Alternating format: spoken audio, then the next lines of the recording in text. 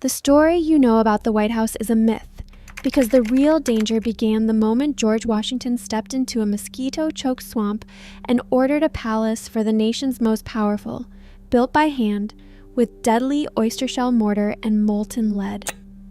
A house born hazardous, scarred by secret rituals, hidden foundations, and untold human cost. If you think America's most dangerous building is just a symbol, you do not know what is buried beneath. Here is what they never taught you about its origin. In 1792, George Washington stood ankle-deep in mud and made a decision that would haunt the country's builders for generations. He wanted the president's house on this swamp along the Potomac, where the air was thick with mosquitoes and the ground sucked at every step. The job fell to James Hoban, an Irish architect with a vision borrowed from Dublin's Leinster House. His reward was $500 and a gold medal, if he could pull it off. The first challenge was stone. Massive blocks of Aquia Creek sandstone, quarried by enslaved men and immigrants, were dragged from Virginia's wilderness and floated upriver. The stone was some easy to carve, but so heavy it took teams of oxen and men to move each one. Scottish stonemasons, masters of their craft, shaped every block and carved flowers into the walls, their hands raw from the work. The air around the site burned with the stench of oyster shells, cooked down to lime from mortar in roaring kilns. Workers coughed and sweated through clouds of caustic dust. For waterproofing, they poured molten lead between the stones, scalding and poisonous, but the only way to keep out the rain. The cornerstone was laid that fall, its exact spot lost to time, rumors swirling about secret rituals and missing records. By 1798, after 6 punishing years, the shell of the largest stone house in America finally stood. Every inch paid for in sweat, risk, and secrets buried deep in the mud. November 1st, 1800. John Adams steps into the president's house for the first time. The walls echo with empty and cold drafts slip through unfinished windows. Out of 36 rooms, only 6 are fit for living. The rest are raw plaster, bare floorboards, and dust. Paint clings wet to the walls. Fires burn in every grate, but the chill never lifts. Abigail Adams, wrapped in a shawl, writes letters by candlelight describing the bleakness. With no laundry room, she strings wet linens across the vast east room, turning the grandest space in the house into a drying yard. Buckets of water are dragged up from the well, one at a time. Every chore is a battle against the unfinished shell. There is no running water, no gaslight. Every meal is cooked over open flames. The White House is less a palace and more a construction site, with the president's family camped out in the middle. The Adamses live surrounded by scaffolding and the constant thud of hammers. Abigail's letters capture the weight of it, the loneliness, the rawness, the sense that history is happening in a place not yet ready for it.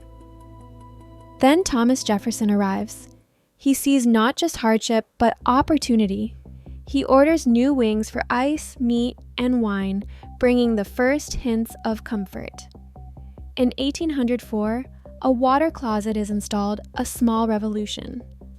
For the first time, the president does not have to walk outside in the dead of night. The White House is still unfinished, still fragile, but it is beginning to breathe. August 24, 1814. British troops march through the streets of Washington, red coats flashing in the summer dusk. The city's defenders have fled. At the president's house, British officers help themselves to the dinner Dolly Madison and her staff abandoned: roast beef, fine wine, silver platters left in a rush. The table is still set when the first torch is thrown. Flames race through the rooms, catching on curtains, swallowing portraits and books. The air turns black and choking. The sandstone walls, soft from Aquia Creek, glow red under the heat. The fire is so intense that the stone itself cracks and scars, splitting with sharp reports that echo through the city. A storm rolls in. The sky turns green. Winds howl, tearing roofs from nearby buildings. Rain pours in sheets, beating down the flames. Some say it was a tornado. Others call it divine intervention. Either way, the fire dies under the storm's fury. When the smoke clears, only the charred shell remains, roofless, gutted, open to the sky. The city is in shock. Some in Congress argue for abandoning Washington altogether, but the ruined house stands as a stubborn symbol. Workers return to the blackened stone, scrubbing at stains that won't come out. The scars of the fire run too deep, so they cover it, layer after layer, with thick white paint. For the first time, the president's house is truly white, a new skin for a building that refuses to die. James Monroe wanted the White House to shine again, not just as a symbol of survival, but as a palace worthy of a rising nation. In 1824, crews hoisted 30-foot columns into place for the south portico, a curved stone balcony that would become the backdrop for generations of history. Every piece of the portico was a gamble. The sandstone, still quarried from Virginia, could crack under its own weight. But the columns held, and the White House gained an entrance fit for royalty. Just a few years later, the north portico followed, transforming the building's plain front into the most photographed porch in America. Inside, the White House kept chasing the future. Gas lighting replaced the flicker of candles, filling the halls with a heavy, metallic air. The first telegraph wires snaked in by 1844, tying the president to the rest of the country in real time. Plumbing crept through the walls, finally banishing the old stench and buckets. Each upgrade brought more pipes, more wires, more weight pressing down on the old wooden skeleton. By the turn of the 20th century, the house was bursting at the seams. Theodore Roosevelt found the place so crowded he had to build a new wing just to escape the chaos. The West Wing, finished in 1902, was meant to be temporary. It never was. In 1909, President Taft demanded an office shaped like the Blue Room, a perfect oval with no corners to hide in. The resolute desk, carved from the timbers of a British ship, arrived soon after. But beneath the golden marble, the building was groaning. In 1927, engineers climbed into the attic and found the old timber roof rotting, beams splitting under the strain. They tore off the roof and replaced it with steel, hoping to buy a few more decades. The White House looked stronger than ever, but the danger was only getting harder to see. November 1948. A grand piano crashes through the floor during a White House reception, its leg splintering the boards and sending a jolt through the crowd. Engineers swarm the building, measuring walls that have spread more than 10 inches and floors that sag under their own weight. Every truck rumbling past on Pennsylvania Avenue shakes the house like a drum. Their verdict comes quickly. The White House is condemned, unsafe for any president, unsafe for any family. Harry Truman faces a choice: tear it down or save what he can. He chooses rescue. Crews rip out every floor, every wall, leaving only the battered stone shell. A bulldozer rolls through the Red Room, clearing 150 years of history in hours. In its place, workers pour concrete and raise a steel skeleton, anchoring the house to bedrock for the first time.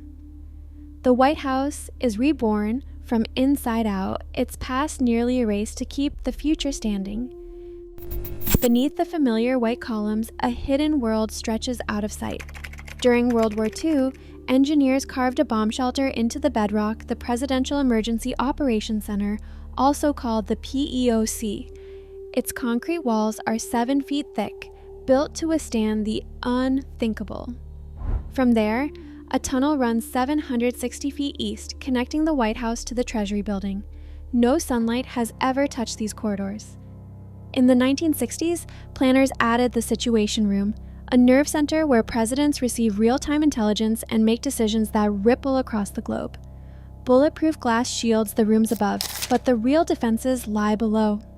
The majority of the White House's operational nerve system is underground, including bunkers, command posts, and escape routes, all engineered out of public view. The house above is a symbol. The machinery of power runs below, silent and unseen, designed by minds who never expected their work to be noticed. Today, every crisis and decision still echoes through these reinforced halls and hidden tunnels. The White House endures, not just as a relic, but as a living nerve center engineered for survival in an uncertain age. Power is never just what you see. Sometimes its true depths are underground.